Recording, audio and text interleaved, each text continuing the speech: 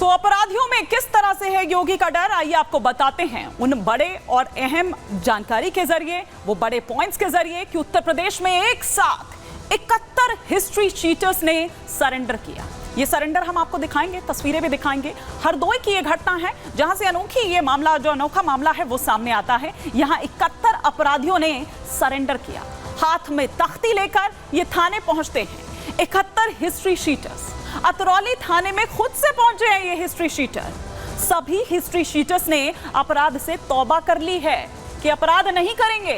History sheeters ने कसम खाई है कि बदमाशों में योगी के बुलडोजर का ये डर जो है वो नजर आ रहा है।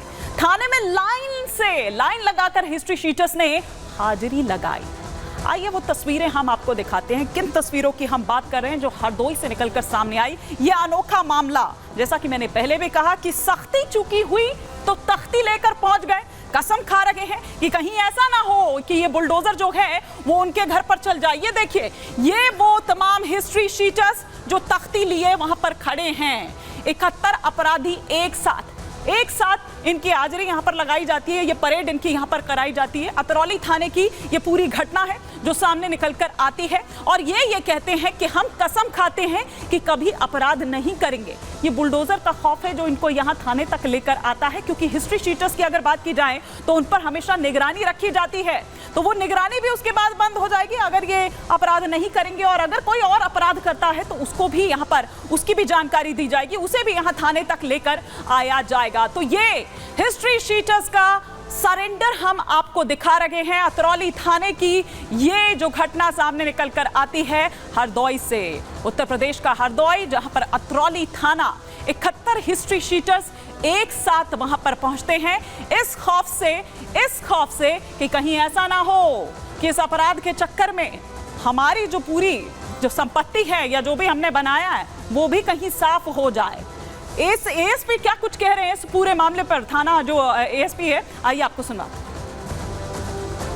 रोकथाम के लिए पुलिस अधीक्षक हरदोई महोदय द्वारा एक अभियान चलाया जा रहा था। उसी क्रम में थाना अतरौली क्षेत्र के 71 हिस्ट्री शीटरों को थाने पर बुलाया गया था एवं प्रभारी निरीक्षक अतरौली द्वारा उन्हें अपराध से दूर रहने के लिए हिदायत दी गई एवं प्रत्येक महीने की निश्चित तारीख में थाने पर हाजिर लगाने को निर्देशित किया गया।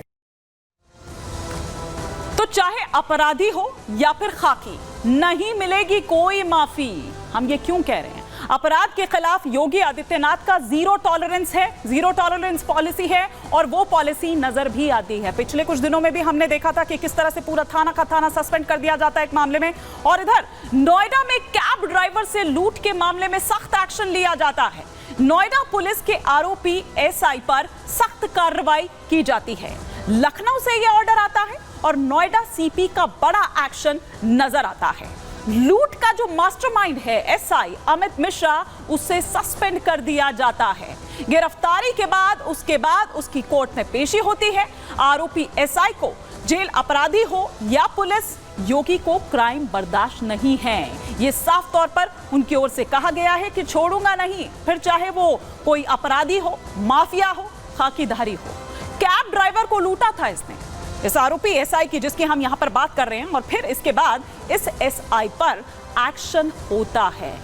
एसआई की तस्वीरें भी हम आपको आइए दिखाते हैं कि हम किस एसआई की, वो अमित मिश्रा जो है उसकी बात कर रहे हैं और किस तरह से उसको सस्पेंड कर दिया गया है, वो भी हम आपको यहां पर बताएंगे कि किस तरह से ये पूरा, ये देखिए, बर्खास्तगी के बाद जेल में आरोपी एसआई की ये तस्वीर इस वक्त हम यहां पर आपको दिखा रहे हैं। लेकिन उसी रौब के साथ आप देखिए बॉडी लैंग्वेज, क्योंकि सब कुछ कहती है। वहां पर इत्मीनान से बैठे हुए आप इस आरोपी एसआई को यहां पर देख सकते हैं। आरोपी ट्रेनी एसआई अमित मिश्रा, किस तरह से ये पूरा मामला निकलकर सामने आया था 2 अगस्त की वो रात, और किस तरह वो जो एक महिला जो पैसेंजर थी उसके साथ किस तरह से बदसलूकी की जाती है, वो पूरा मामला हम आपको बताएंगे। लेकिन पहले हम आपको उस आरोपी एसआई की तस्वीर यहां पर दिखा रहे हैं और साथ ही साथ जो इस मामले में पूरा चश्मदीद था, जिसने जिसने ये पूरा जो वीडियो है वो दरअसल वायरल किया, वो बहुत कुछ और भी बताता हुआ नजर आता है इस आरोपी एसआई के बारे में कि किस तरह से डरा धमका कर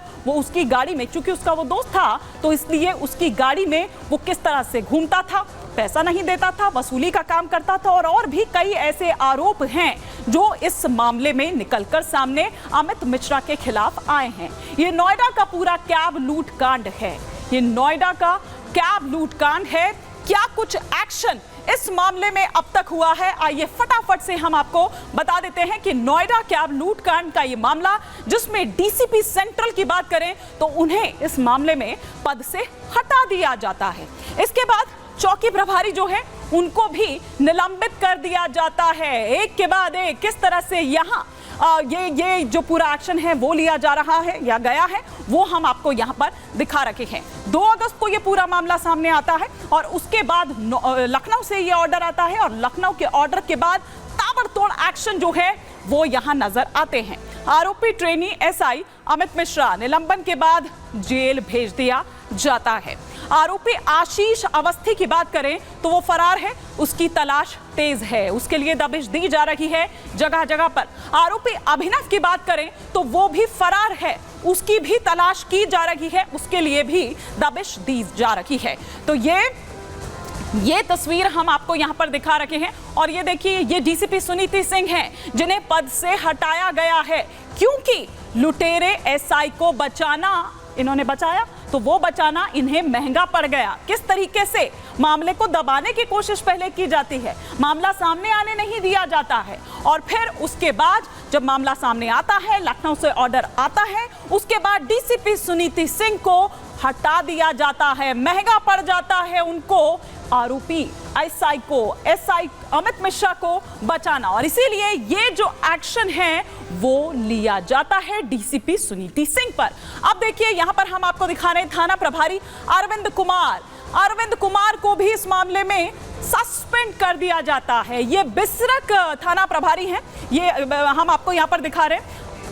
बिसरक थाना प्रभारी पहले थे, अब उनको हटा दिया गया है। किस तरह से इनको उस लुटेरे एसआई को बचाना महंगा पड़ा है ये हम आपको दिखा रहे हैं कि पुलिस पर वो एक्शन किया गया, मतलब ये प्रभारी थे पहले, फिर उसके बाद इनको हटा दिया गया है। तो ये एक के बाद एक जो एक्शंस हुए हैं उनकी तस्वीरें भी हम आपको यहाँ पर दिखा रहे हैं और साथ ही साथ ये भी बता रहे हैं कि क्या एक्शन उन पर लिया गया है। और आइए अब आपको और यहाँ पर जानकारी हम देते हैं कि दरअसल किस तरह से ये जो पूरा मामला है वो 2 अगस्त की रात को पेश आता है। वो किस तरह से 2 अगस्त की रात को पेश आता है, पहले हम सबसे पहले यहाँ पर हमारे जो 2 सहयोगी हैं वो हमारे साथ जुड़ गए हैं। जतिन हमारे साथ जुड़ चुके हैं, कोमल हमारे साथ जुड़ चुकी हैं। मैं सबसे पहले जतिन का यहाँ पर रुख करूंगी। जतिन, ये हम देख रहे हैं कि किस तरह से एक के बाद एक जो एक्शन है वो यहाँ लिए गए हैं। मतलब योगी जी ने जो कसम खाई है कि छोड़ूंगा नहीं, फिर वो चाहे अपराधी हो, माफिया हो या फिर खाकीधारी ही क्यों ना हो।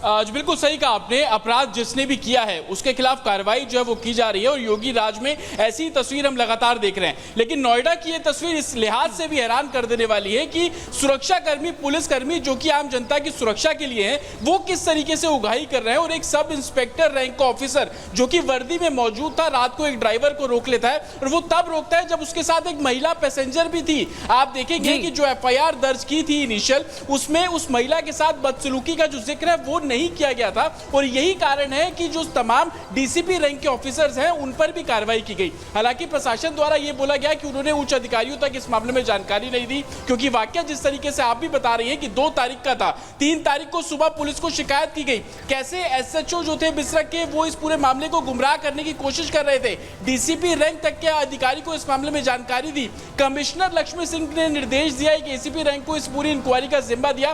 तब जाके पता लगा कि सिर्फ एक बिसरक ही नहीं बल्कि गौर सिटी 2 के जो पुलिसकर्मी हैं वो भी इसमें शामिल थे और कहीं ना कहीं इस पूरे मामले को लीपापोती करके कॉम्प्रोमाइज कराने की कोशिश थी। पैसा तक देने की बात उस टैक्सी ड्राइवर को कर दी गई थी। तो इसको देखते हुए कार्रवाई बिल्कुल की गई है और एक सख्त मैसेज देने की कोशिश कि आप अगर किसी के साथ भी भद्रता करेंगे, उनके साथ उगाही जैसी चीजों को अंजाम देंगे तो पुलिस वाला क्यों ना हो, उसके खिलाफ भी कार्रवाई की जाएगी।